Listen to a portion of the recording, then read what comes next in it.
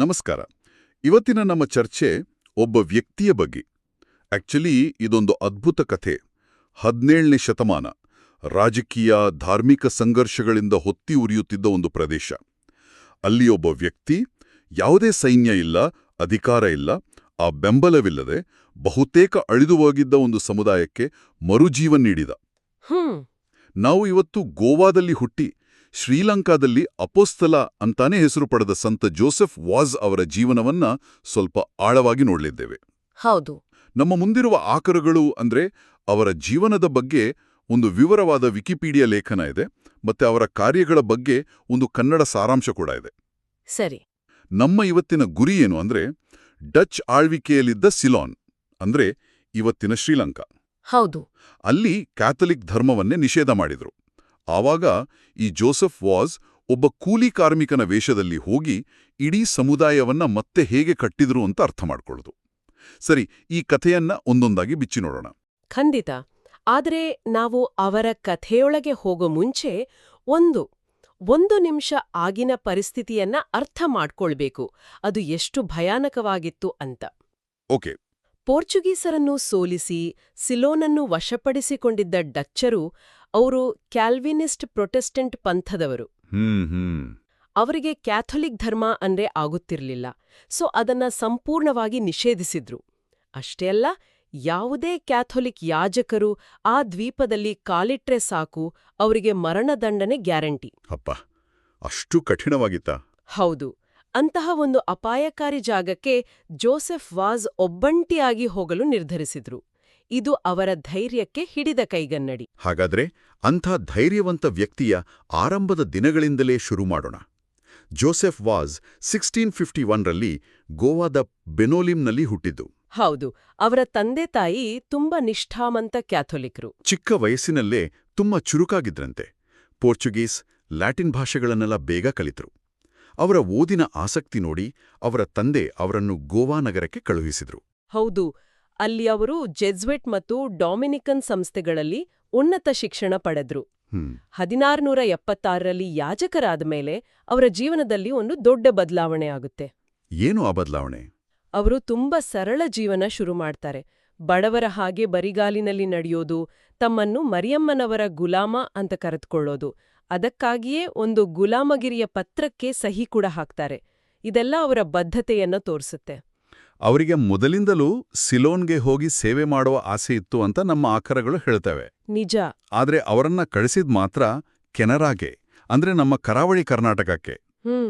ಇಲ್ಲಿಂದ ಕಥೆ ಒಂದು ರೀತಿ ರಾಜಕೀಯ ತಿರುವು ಪಡ್ಕೊಳ್ತೆ ಅಂತ ನಾನು ಓದಿದ್ದೀನಿ. ಏನಿದು ಪದ್ರವಾದೋ ಪ್ರೊಪಗಾಂಡಾ ಸಂಘರ್ಷ? ಖಂಡಿತ.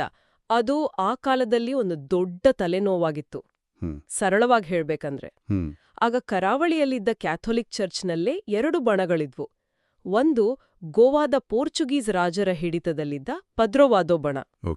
ಇನ್ನೊಂದು, ಇಲ್ಲ, ನಾವು ನೇರವಾಗಿ ರೋಮ್ನ ಪೋಪ್ ಅಧೀನ ಅಂತ ವಾದಿಸ್ತಿದ್ದ ಪ್ರೊಪಗಾಂಡಾ ಫೈಟ್ ಬಣ. ಇವರಿಬ್ಬರ ನಡುವೆ ಎಷ್ಟು ಜಗಳ ಅಂದ್ರೆ ಒಬ್ಬರನ್ನೊಬ್ಬರು ಬಹಿಷ್ಕಾರ ಹಾಕುವ ಮಟ್ಟಕ್ಕೆ ಹೋಗಿದ್ರು. ಜನರಿಗೆ ಯಾರ ಮಾತು ಕೇಳ್ಬೇಕು, ಎಲ್ಲಿಗ್ ಹೋಗ್ಬೇಕು ಅಂತಾನೆ ಗೊತ್ತಾಗ್ತಿರ್ಲಿಲ್ಲ. ಅಂದ್ರೆ ಜೋಸೆಫ್ ವಾಜ್ ಅಲ್ಲಿಗೆ ಬಂದಾಗ ಅವರಿಗೆ ಕೇವಲ ಧಾರ್ಮಿಕ ಸೇವೆ ಮಾಡುವುದಷ್ಟೇ ಕೆಲಸವಾಗಿರ್ಲಿಲ್ಲ. ಇಲ್ಲವೇ ಇಲ್ಲ. ಬದಲಿಗೆ ಚರ್ಚ್ನ ಒಳಗೆ ಇದ್ದ ಒಂದು ರಾಜಕೀಯ ಜಗಳವನ್ನ ಅವರು ಬಗೆಹರಿಸಬೇಕಿತ್ತು ಅಲ್ವಾ? ನಿಖರವಾಗಿ. ಅವರು ಮಾಡಿದ್ದು ಅದನ್ನೇ. ಇಲ್ಲಿ ಅವರ ರಾಜತಾಂತ್ರಿಕ ಕೌಶಲ್ಯ ಎದ್ದು ಕಾಣುತ್ತೆ. ಅವರು 2 ಬಣಗಳ ನಾಯಕರನ್ನು ಭೇಟಿಯಾಗಿ, ನೋಡಿ, ನಿಮ್ಮ ಜಗಳದಲ್ಲಿ ಸಾಮಾನ್ಯ ಜನರ ಧಾರ್ಮಿಕ ಜೀವನ ಹಾಳಾಗುತ್ತಿದೆ, ಮೊದಲು ಅವರ ಅಗತ್ಯಗಳನ್ನು ಪೂರೈಸೋಣ ಅಂತ ಮನವರಿಕೆ ಮಾಡಿಕೊಟ್ರು. ಅಷ್ಟೇ ಅಲ್ಲ, ಚದುರಿ ಹೋಗಿದ್ದ ಜನರನ್ನು ಒಗ್ಗೂಡಿಸಲು ಒಂದು ಅದ್ಭುತ ಉಪಾಯ ಮಾಡಿದ್ರು. ಅದೇ ಸಹೋದರತ್ವದ ಕೂಟಗಳು ಅಥವಾ ಪಿರ್ಮಿದಾದೆಸ್ ಅಲ್ವಾ? ಹೌದು. ಅವರು ಸ್ಥಾಪಿಸಿದ ಈ ಸಹೋದರತ್ವದ ಕೂಟಗಳಿದೆಯಲ್ಲ, ಅದು ಕೇವಲ ಒಂದು ತಾತ್ಕಾಲಿಕ ವ್ಯವಸ್ಥೆಯಾಗಿರ್ಲಿಲ್ಲ. ಅದು ಅವರ ಕಾರ್ಯಶೈಲಿಯ ಒಂದು ಪ್ರಮುಖ ಭಾಗವಾಗಿತ್ತು. ಹೇಗೆ ಅಂದ್ರೆ, ಹೊರಗಿನಿಂದ ಬಂದು ಅಧಿಕಾರ ಸ್ಥಾಪಿಸುವ ಬದಲು ಸ್ಥಳೀಯರಲ್ಲೇ ನಾಯಕತ್ವವನ್ನು ಬೆಳೆಸುವುದು. ಯಾಜಕರು ಇಲ್ಲದಿದ್ದಾಗ ಈ ಕೂಟಗಳೇ ಜನರನ್ನು ಒಟ್ಟಿಗೆ ಸೇರಿಸಿ ಪ್ರಾರ್ಥನೆ ಮಾಡಲು, ಸಮುದಾಯವನ್ನು ಜೀವಂತವಾಗಿಡಲು ಸಹಾಯ ಮಾಡಿದ್ವು. ಇದು ಕೇವಲ ಕಂಟ್ರೋಲ್ ಬಗ್ಗೆ ಅಲ್ಲ, ಜನರಿಗೆ ಅಧಿಕಾರ ಕೊಡುವುದರ ಬಗ್ಗೆ ಇತ್ತು. ಇದೇ ತಂತ್ರವನ್ನು ನಾವು ಮುಂದೆ ಶ್ರೀಲಂಕಾದಲ್ಲೂ ನೋಡ್ತೇವೆ ಅಂತ ಹೇಳಿದ್ರಿ. ಖಂಡಿತವಾಗಿಯೂ. ಕೆನರಾದಲ್ಲಿ ಅವರು ಕೇವಲ ರಾಜತಾಂತ್ರಿಕತೆಯಿಂದ ಮಾತ್ರವಲ್ಲ, ಅವರ ವ್ಯಕ್ತಿತ್ವದ ಸುತ್ತ ಒಂದು ದಂತಕಥೆಯೇ ಸೃಷ್ಟಿಯಾಗಿತ್ತು ಅಂತ ಅನಿಸುತ್ತೆ. ಆ ಮುಡಿಪುನಲ್ಲಿ ನಡೆದ ಘಟನೆ ಬಗ್ಗೆ ಹೇಳ್ಬೋದಾ? ಅದು ಒಂದು ರೋಚಕ ಘಟನೆ. ಅವರನ್ನು ಕೊಲ್ಬೇಕು ಅಂತ ಕೆಲವರು ಒಂದು ಪ್ಲಾನ್ ಮಾಡ್ತಾರೆ. ಹೌದಾ? ಹೌದು. ಒಬ್ರು ಸಾಯೋ ಸ್ಥಿತಿಯಲ್ಲಿದ್ದಾರೆ, ಅವರಿಗೆ ಅಂತಿಮ ಸಂಸ್ಕಾರ ಕೊಡಬೇಕು ಅಂತ ಸುಳ್ಳು ಹೇಳಿ ಅವರನ್ನು ಒಂದು ಬೆಟ್ಟದ ಮೇಲೆ ಕರೆದುಕೊಂಡು ಹೋಗ್ತಾರೆ. ಅಲ್ಲಿಗೆ ಹೋದ ಮೇಲೆ ವಾಜ್ಗೆ ಅವರ ಪ್ಲಾನ್ ಗೊತ್ತಾಗ್ಬಿಡುತ್ತೆ. ಅಯ್ಯೋ! ತಕ್ಷಣ ಅವರು ಅಲ್ಲೇ ಮಂಡ್ಯೂರಿ ಪ್ರಾರ್ಥನೆ ಮಾಡಕ್ ಶುರು ಮಾಡ್ತಾರೆ. ಅವರು ಮಂಡ್ಯೂರಿ ಕೂತಿದ್ದ ಕಲ್ಲಿನ ಜಾಗದಿಂದ ನೀರು ಚಿಮ್ಮಲು ಶುರುವಾಗತ್ತೆ ಅಂತ ಹೇಳಲಾಗತ್ತೆ. ಏನೋ? ಇವನಲ್ಲಿ ಆ ಸ್ಥಳ ಒಂದು ಯಾತ್ರಾ ಸ್ಥಳವಾಗಿದೆ. ಈ ಘಟನೆ ನಿಜವೋ ಸುಳ್ಳೋ, ಆದರೆ ಇದು ಅವರ ಸುತ್ತ ಇದ್ದ ಒಂದು ಆಧ್ಯಾತ್ಮಿಕ ಪ್ರಭಾವಳಿಯನ್ನು ಖಂಡಿತವಾಗಿಯೂ ದೊಡ್ಡದು ಮಾಡಿರಬಹುದು. ಖಂಡಿತ. ಕೆನರಾದಲ್ಲಿ ತಮ್ಮ ಕೆಲಸವನ್ನು ಯಶಸ್ವಿಯಾಗಿ ಮುಗಿಸಿ ಅವರು ಗೋವಾಗೆ ವಾಪಸ್ ಬಂದ್ರು. ಅಲ್ಲಿ ತಮ್ಮ ಜೊತೆಗಾರಳ ಜೊತೆ ಸೇರಿ Congregation of the Oratory of Saint Philip Neri ಎಂಬ ಒಂದು ಸ್ಥಳೀಯ ಧಾರ್ಮಿಕ ಸಮುದಾಯವನ್ನು ಸ್ಥಾಪಿಸಿದ್ರು. ಆದರೂ ಅವರ ಮನಸ್ಸಿನಲ್ಲಿ ಸಿಲೋನ್ ಕನಸು ಹಾಗೇ ಇತ್ತು. ಹೌದು, ಅದು ಹೋಗಿರ್ಲಿಲ್ಲ. ಕೊನೆಗೂ ಆ ಅವಕಾಶ ಸಿಕ್ಕೇ ಬಿಡುತ್ತೆ. 1687ರಲ್ಲಿ ಅವರು ತಮ್ಮ ಗುರುತನ್ನು ಮುಚ್ಚಿಟ್ಟುಕೊಂಡು ಒಬ್ಬ ಭಿಕ್ಷುಕ ಅಥವಾ ಕೂಲಿ ಕಾರ್ಮಿಕನ ವೇಷದಲ್ಲಿ ತಮ್ಮ ಸಹಾಯಕರೊಂದಿಗೆ ಶ್ರೀಲಂಕಾಕ್ಕೆ ಪ್ರಯಾಣ ಬೆಳೆಸ್ತಾರೆ. ಪೂಜೆಗೆ ಬೇಕಾದ ವಸ್ತುಗಳನ್ನೆಲ್ಲ ಬಟ್ಟೆಯೊಳಗೆ ಬಚ್ಚಿಟ್ಟುಕೊಂಡು. ಎಂಥ ಅಪಾಯಕಾರಿ ಪ್ರಯಾಣ! ಅವರು ಜಾಫ್ನ ತಲುಪುವಷ್ಟರಲ್ಲಿ ಆ ಕಠಿಣ ಪ್ರಯಾಣದಿಂದಾಗಿ ಅವರಿಗೆ ತೀವ್ರವಾದ ಆಮಶಂಕೆ ಶುರುವಾಗಿತ್ತು. ಅವರ ಸ್ಥಿತಿ ಎಷ್ಟು ಕೆಟ್ಟಿತ್ತೆಂದರೆ ಅವರ ಸಹಾಯಕ ಅವರನ್ನು ಒಂದು ನಿರ್ಜನ ಪ್ರದೇಶದಲ್ಲಿ ಮಲಗಿಸಿ ಸಹಾಯಕ್ಕಾಗಿ ಹುಡುಕಿಕೊಂಡು ಹೋಗಿದ್ದ. ಆಗ ಸ್ಥಳೀಯ ಮಹಿಳೆಯೊಬ್ಬಳು ಅವರ ಸ್ಥಿತಿ ನೋಡಿ ಮರುಕಪಟ್ಟು ಪ್ರತಿದಿನ ಗಂಜಿ ತಂದುಕೊಟ್ಟು ಅವರನ್ನು ಉಪಚರಿಸುತ್ತಾಳೆ. ಒಂದು ಕ್ಷಣ ಯೋಚಿಸಿದ್ರೆ ಇಡೀ ಮಿಷನ್ನ ಭವಿಷ್ಯ ಆ ಒಬ್ಬ ಅನಾಮಧೇಯ ಮಹಿಳೆಯ ದಯೆ ಮೇಲೆ ನಿಂತಿತ್ತು. ಎಂತಹ ಒಂದು ದುರ್ಬಲ ಆರಂಭ! ಹೌದು, ಮತ್ತು ಆ ದುರ್ಬಲತೆ ಮುಂದುವರಿಯಿತು. ಯಾಕೆಂದ್ರೆ ಅವರು ಚೇತರಿಸಿಕೊಂಡ ನಂತರ ಅವರ ಮುಂದಿದ್ದ ಸವಾಲು ಇನ್ನೂ ದೊಡ್ಡದು. ಏನದು? ತಮ್ಮ ಗುರುತನ್ನು ಹೇಳಿಕೊಳ್ಳಲು ಹೆದರುತ್ತಿದ್ದ ಕ್ಯಾಥೋಲಿಕರನ್ನು ಹುಡುಕುವುದು ಹೇಗೆ? ಅದಕ್ಕಾಗಿ ಅವರು ಆ ಜಪಸರದ ಉಪಾಯ ಮಾಡಿದ್ದು ಅಲ್ವಾ? ಹೌದು, ಅದೊಂದು ಅದ್ಭುತ ಮನೋವೈಜ್ಞಾನಿಕ ತಂತ್ರ. ಅವರು ತಮ್ಮ ಕುತ್ತಿಗೆಗೆ ಒಂದು ದೊಡ್ಡ ಜಪಸರ ಅಂದ್ರೆ ರೋಸರಿ ಹಾಕುಕೊಂಡು ಮನೆ ಮನೆಗೆ ಭಿಕ್ಷೆ ಬೇಡುತ್ತಾ ಹೋಗುತ್ತಿದ್ದರು. ಯಾಕೆ ಹಾಗೆ? ಆ ಕಾಲದಲ್ಲಿ ಡಚ್ಚರ ಭಯಕ್ಕೆ ಯಾರೂ ಜಪಸರವನ್ನು ಬಹಿರಂಗವಾಗಿ ಹಾಕಿಕೊಳ್ಳುತ್ತಿರಲಿಲ್ಲ. ಯಾರು ಈ ಜಪಸರವನ್ನು ನೋಡಿ ಸಹಾನುಭೂತಿ ತೋರಿಸ್ತಾರೋ ಅಥವಾ ಸ್ವಲ್ಪ ಹೆಚ್ಚು ದಾನ ನೀಡುತ್ತಾರೋ ಅವರು ಬಹುಶಃ ಕ್ಯಾಥೋಲಿಕರಿರಬಹುದು ಅಂತ ಅವರು ಊಹಿಸುತ್ತಿದ್ದರು. ವಾವ್! ಇದು ನಿಧಾನವಾಗಿ ನಂಬಿಕೆ ಗಳಿಸುವ ಒಂದು ವಿಧಾನವಾಗಿತ್ತು. ಈ ಮೂಲಕ ಅವರು ರಾತ್ರೋರಾತ್ರಿ ರಹಸ್ಯವಾಗಿ ಜನರನ್ನು ಭೇಟಿಯಾಗಿ ಅವರಿಗೆ ಪೂಜೆ, ಸಂಸ್ಕಾರಗಳನ್ನು ನೀಡಲು ಶುರು ಮಾಡಿದರು. ಅವರ ಈ ರಹಸ್ಯ ಕಾರ್ಯಾಚರಣೆಗೆ ದೊಡ್ಡ ಯಶಸ್ಸು ಸಿಕ್ಕಿದ್ದು ಸಿಲಲೈ ಎಂಬ ಹಳ್ಳಿಯಲ್ಲಿ ಅಂತ ಕೇಳಿದಿನಿ. ಹೌದು, ಅದು ಹೇಗೋ ಡಚ್ಚರ ಕಣ್ಣಿನಿಂದ ತಪ್ಪಿಸಿಕೊಂಡಿದ್ದ ಒಂದು ಸಂಪೂರ್ಣ ಕ್ಯಾಥೋಲಿಕ್ ಗ್ರಾಮವಾಗಿತ್ತು. ಓ, ಹಾಗಾ? ಹೌದು. ಅಲ್ಲಿನ ವ್ಯವಸ್ಥೆ ನೋಡಿ ಅವರಿಗೆ ಬಹಳ ಆಶ್ಚರ್ಯ ಮತ್ತು ಸಂತೋಷವಾಯಿತು. ಯಾಕೆಂದ್ರೆ ಸುಮಾರು 30 ವರ್ಷಗಳಿಂದ ಅಲ್ಲಿ ಯಾವುದೇ ಯಾಜಕರಿರ್ಲಿಲ್ಲ. 30 ವರ್ಷ? ಹೌದು. ಆದ್ರೂ ಮುಹಪ್ಪು ಅಂತ ಕರೆಯಲ್ಪಡುವ ಸ್ಥಳೀಯ ನಾಯಕರು ಇಡೀ ಸಮುದಾಯವನ್ನು ಧಾರ್ಮಿಕವಾಗಿ ಮುನ್ನಡೆಸುತ್ತಿದ್ರು. ಮಕ್ಕಳ ದೀಕ್ಷಾಸ್ನಾನದಿಂದ ಹಿಡಿದು ಸತ್ತವರ ಅಂತ್ಯ ಸಂಸ್ಕಾರದವರೆಗೂ ಎಲ್ಲವನ್ನೂ ಅವರೇ ನೋಡ್ಕೊಳ್ಳುತ್ತಿದ್ರು. ಇದು ಕೆನರಾದಲ್ಲಿ ಅವರು ಸ್ಥಾಪಿಸಿದ ಸಹೋದರತ್ವದ ಕೂಟಗಳ ಮಾದರಿಯಲ್ಲೇ ಇದೆಯಲ್ವೇ? ನಿಖರವಾಗಿ. ಇಲ್ಲಿ ಜೋಸೆಫ್ ವಾಜ್ ಅವರು ತಮ್ಮದೇ ಆದ ವ್ಯವಸ್ಥೆಯನ್ನು ಹೇರಲಿಲ್ಲ. ಬದಲಿಗೆ ಈಗಾಗಲೇ ಅಸ್ತಿತ್ವದಲ್ಲಿದ್ದ ಸ್ಥಳೀಯ ನಾಯಕತ್ವದ ವ್ಯವಸ್ಥೆಯನ್ನು ಗುರುತಿಸಿ ಅದಕ್ಕೆ ಇನ್ನಷ್ಟು ಬಲ ನೀಡಿದರು. ತಾವು ಭೇಟಿ ನೀಡಿದ ಎಲ್ಲಾ ಹಳ್ಳಿಗಳಲ್ಲೂ ಇದೇ ಮುಹಪ್ಪು ಮಾದರಿಯನ್ನು ಜಾರಿಗೆ ತಂದರು. ಇದು ಅವರ ಯಶಸ್ಸಿನ ಒಂದು ಪ್ರಮುಖ ರಹಸ್ಯ. ಸ್ಥಳೀಯ ಸಂಸ್ಕೃತಿ ಮತ್ತು ವ್ಯವಸ್ಥೆಗಳಿಗೆ ಗೌರವ ಕೊಡುವುದು. ಖಂಡಿತ. ಆದರೆ ಅವರ ಈ ಚಟುವಟಿಕೆಗಳು ಹೆಚ್ಚು ಕಾಲ ರಹಸ್ಯ ಮಾಡಿ ಉಳಿಯಲಿಲ್ಲ. ಡಚ್ ಸೈನಿಕರು ಅವರನ್ನು ಹುಡುಕೊಂಡು ಬಂದಾಗ ಅವರು ಕ್ಯಾಂಡಿ ರಾಜ್ಯಕ್ಕೆ ತಪ್ಪಿಸಿಕೊಂಡು ಹೋದರು. ಅಲ್ಲಿಂದ ಅವರ ಬದುಕು ಇನ್ನೊಂದು ದೊಡ್ಡ ತಿರುವು ಪಡೆಯಿತು. ಹೌದು, ಬೆಂಕಿಯಿಂದ ಬಾಣಲಿಗೆ ಬಿದ್ದ ಹಾಗೆ ಅಂತಾರಲ್ಲ, ಆ ರೀತಿ ಆಯಿತು ಅವರ ಪರಿಸ್ಥಿತಿ. ಯಾಕೆ? ಕ್ಯಾಂಡಿ ಡಚ್ಚರ ಆಳ್ವಿಕೆಯಿಂದ ಸ್ವತಂತ್ರವಾಗಿತ್ತು, ನಿಜ. ಆದರೆ ಅಲ್ಲಿನ ರಾಜ ವಿಮಲಧರ್ಮ ಸೂರ್ಯ ಟು ಇವರನ್ನು ಪೋರ್ಚುಗೀಸ್ ಗೂಢಚಾರ ಅಂತ ತಪ್ಪು ತಿಳಿದು ಗೃಹಬಂಧನದಲ್ಲಿಟ್ಟ. ಆದರೆ ವಾಜ್ ಆ ಸಮಯವನ್ನು ವ್ಯರ್ಥ ಮಾಡಿಲ್ಲ ಅನ್ನೋದು ಗಮನಿಸಬೇಕಾದ ಅಂಶ. ಅವರು ಜೈಲಿನಲ್ಲಿದ್ದಾಗಲೇ ಸ್ಥಳೀಯ ಸಿಂಹಳ ಭಾಷೆಯನ್ನ ಕಲಿತರು. ಹೌದು. ಇದೇ ಸಮಯದಲ್ಲಿ ನಡೆದ ಒಂದು ಘಟನೆ ಅವರ ಜೀವನದ ದಿಕ್ಕನ್ನೇ ಬದಲಿಸಿತು. ಹೌದು, ಆ ಮಳೆಯ ಪವಾಡದ ಕಥೆ. ಕ್ಯಾಂಡಿಯಲ್ಲಿ ಬಹಳ ತೀವ್ರವಾದ ಬರಗಾಲ ಬಂದಿತ್ತು. ರಾಜ ಎಷ್ಟೇ ಪೂಜೆಗಳನ್ನು ಮಾಡಿದ್ರೂ ಮಳೆ ಬರ್ಲಿಲ್ಲ. ಆಗ ತನ್ನ ಆಸ್ಥಾನದಲ್ಲಿದ್ದ ಕೆಲವು ಕ್ಯಾಥೋಲಿಕ್ಕರ ಸಲಹೆಯ ಮೇರೆಗೆ ರಾಜನು ಜೋಸೆಫ್ ವಾಜ್ ಅವರನ್ನು ಮಳೆಗಾಗಿ ಪ್ರಾರ್ಥಿಸಲು ಕೇಳಿದ. ಇದು ಅವರ ಪಾಲಿಗೆ ಒಂದು ಅಗ್ನಿಪರೀಕ್ಷೆ. ನಿಜ. ಅರಮನೆಯ ಎದುರಿನ ಚೌಕದಲ್ಲಿ ಎಲ್ಲರ ಮುಂದೆ ಅವರು ಪ್ರಾರ್ಥನೆ ಸಲ್ಲಿಸ್ತಾರೆ. ಆಗ ಜೋರಾಗಿ ಮಳೆ ಸುರಿಯುತ್ತೆ. ಆದ್ರೆ ಅವರು ನಿಂತಿದ್ದ ಜಾಗದಲ್ಲಿ ಮತ್ತು ಅವರು ಇಟ್ಟಿದ್ದ ಶಿಲುಬೆ ಸುತ್ತ ಒಂದು ಹನಿ ನೀರು ಬೀಳ್ಲಿಲ್ಲ ಅಂತ ಕತೆ ಹೇಳುತ್ತೆ. ವಾವ್! ಈ ಘಟನೆಯಿಂದ ಪ್ರಭಾವಿತನಾದ ರಾಜ ಅವರಿಗೆ ಸಂಪೂರ್ಣ ಸ್ವಾತಂತ್ರ್ಯ ನೀಡಿದ. ಅಷ್ಟೇ ಅಲ್ಲ, ಅವರ ಕಾರ್ಯಗಳಿಗೆ ತನ್ನ ಬೆಂಬಲವನ್ನೂ ಸೂಚಿಸಿದ. ಇದು ಅವರಿಗೆ ಸಿಕ್ಕ ಒಂದು ದೊಡ್ಡ ಬ್ರೇಕ್. ಈ ಸ್ವಾತಂತ್ರ್ಯ ಸಿಕ್ಕ ನಂತರ ಅವರ ಸೇವಾ ಕಾರ್ಯದ ನಿಜವಾದ ಶಕ್ತಿ ಜಗತ್ತಿಗೆ ಗೊತ್ತಾಗಿದ್ದು, ಅದಕ್ಕೆ ಅತ್ಯುತ್ತಮ ಉದಾಹರಣೆ ಅಂದ್ರೆ 1697ರಲ್ಲಿ ಕ್ಯಾಂಡಿಯಲ್ಲಿ ಹರಡಿದ ಸಿಡುಬು ರೋಗ ಸೇರಿದ್ರು. ಅಂದ್ರೆ ಊರೇ ಖಾಲಿಯಾಗಿತ್ತು. ಹೌದು. ಸಿಡುಬು ಬಂದ ರೋಗಿಗಳನ್ನು ಅವರ ಸಂಬಂಧಿಕರೇ ಕಾಡುಗಳಲ್ಲಿ ಸಾಯಲು ಬಿಟ್ಟು ಹೋಗುತ್ತಿದ್ದರು. ಇಡೀ ನಗರ ಒಂದು ಸ್ಮಶಾನದಂತಿತ್ತು. ಒಂದು ನಿಮಿಷ, ಇದನ್ನೊಮ್ಮೆ ಸರಿಯಾಗಿ ಅರ್ಥ ಮಾಡ್ಕೊಳ್ಳೋಣ.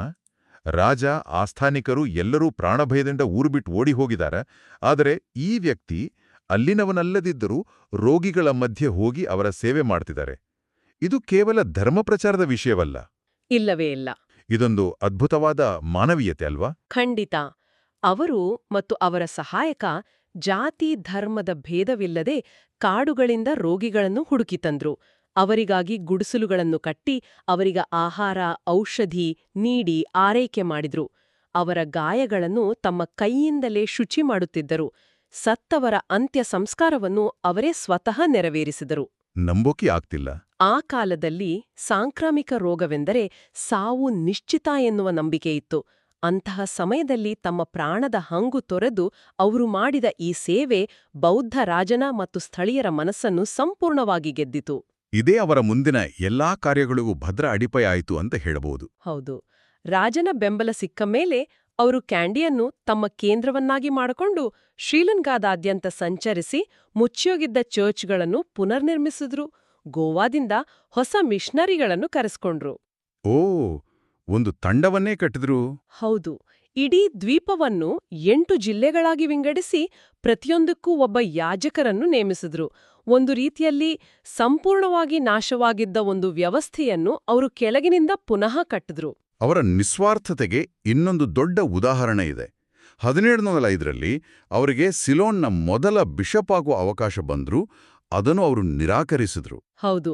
ಅವರು ಅಧಿಕಾರಕ್ಕಿಂತ ಸೇವೆಯನ್ನೇ ದೊಡ್ಡದೆಂದು ಭಾವಿಸಿದ್ರು. ಒಬ್ಬ ಸಾಮಾನ್ಯ ಮಿಷನರಿಯಾಗಿಯೇ ಉಳಿಯಲು ಇಷ್ಟಪಟ್ರು.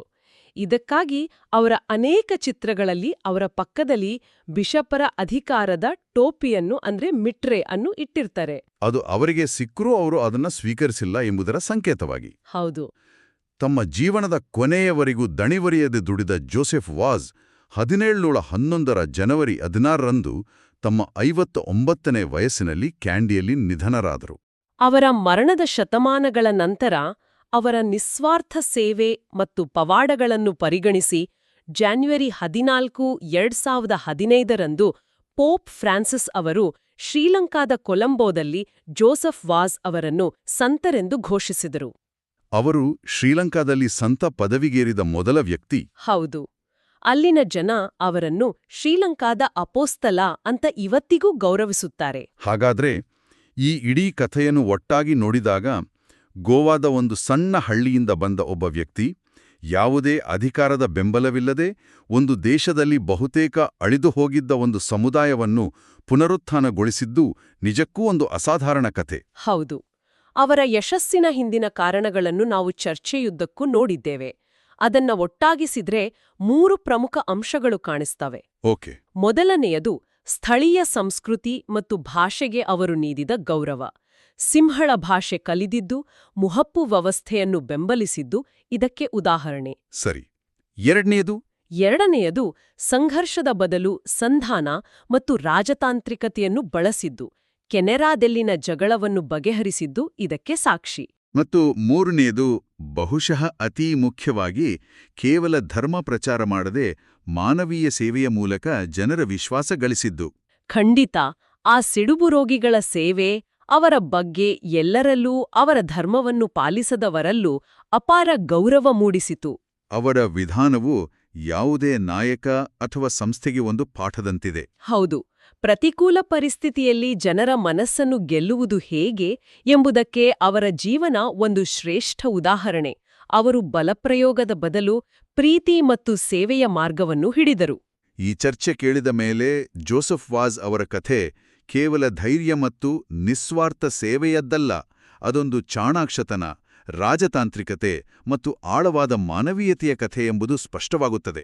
ಖಂಡಿತ ಜೋಸೆಫ್ ವಾಜ್ ಅವರ ಕಥೆಯು ಇಂದಿನ ಜಗತ್ತಿಗೆ ಒಂದು ಪ್ರಮುಖ ಪ್ರಶ್ನೆಯನ್ನು ಮುಂದಿಡುತ್ತದೆ. ಸೈದ್ಧಾಂತಿಕ ಭಿನ್ನಾಭಿಪ್ರಾಯಗಳು ಮತ್ತು ಸಂಘರ್ಷಗಳು ಹೆಚ್ಚುತ್ತಿರುವ ಈ ಕಾಲದಲ್ಲಿ ವಾಜ್ ಅವರಂತೆ ವಿನಯ, ಸೇವೆ ಮತ್ತು ಸಂವಾದದ ಮಾರ್ಗವು ಅಧಿಕಾರ ಮತ್ತು ಬಲಪ್ರಯೋಗದ ಮಾರ್ಗಕ್ಕಿಂತ ಹೆಚ್ಚು ಪರಿಣಾಮಕಾರಿಯಾಗಬಲ್ಲದೇ? ಈ ಬಗ್ಗೆ ಕೇಳುಗರು ಆಲೋಚಿಸಬಹುದು.